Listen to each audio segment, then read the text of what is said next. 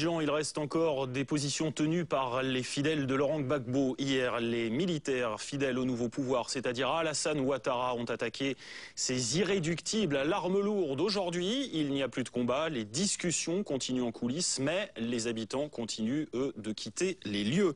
Revenir dans son quartier, dans son village, est-il possible après des scènes d'horreur? La peur est là, celle de voir la plus barbare des violences revenir un jour. Reportage à Duékoué, dans l'ouest de la Côte d'Ivoire, où des centaines de pro-Gbagbo se sont fait assassiner par des pro-Ouattara. Reportage Ulrike Dessler et Paul Albertini. Pour la première fois depuis des semaines, ils retournent dans leur ancien quartier, là où les massacres ont été commis. Dans ce quartier où beaucoup d'habitants ont voté Laurent Gbagbo aux élections, les milices de Alassane Ouattara ont provoqué un bain de sang. C'est deux charniers, après les 600 personnes. C'était un problème post-électoral, mais à un moment donné, c'était la chasse aux guérés. C'est-à-dire, dès qu'ils sont rentrés dans le quartier, tu es guéré, et puis allez, on t'abat. Tu es guéré, ainsi de suite. Vraiment, c'est à ça qu'on a assisté.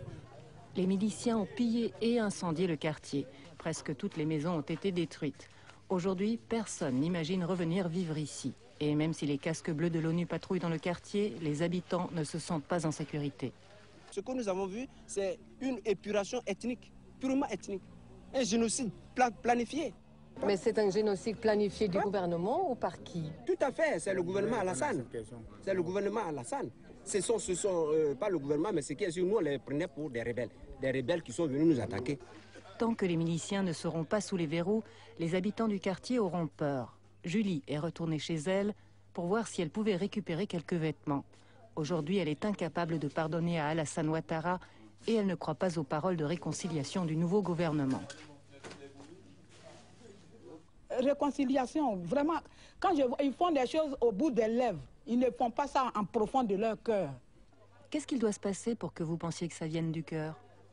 Désarmement d'abord, le désarmement d'abord, et maintenant on peut voir le reste.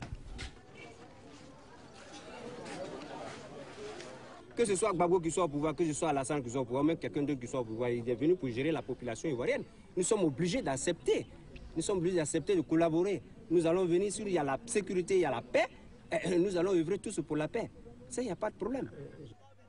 Malgré le désespoir, ici tout le monde espère pouvoir bientôt rentrer. Le président Ouattara a déjà lancé une commission de vérité et réconciliation. C'est très important parce que lorsque l'homme extériorise ce qu'il ressent comme douleur, ça permet d'atténuer un peu ses souffrances. On fait le diagnostic de ce qui est arrivé pour que cela ne se répète pas. Les habitants du quartier attendent d'Alassane Ouattara qu'il reconstruise leur maison comme un premier signe de réconciliation.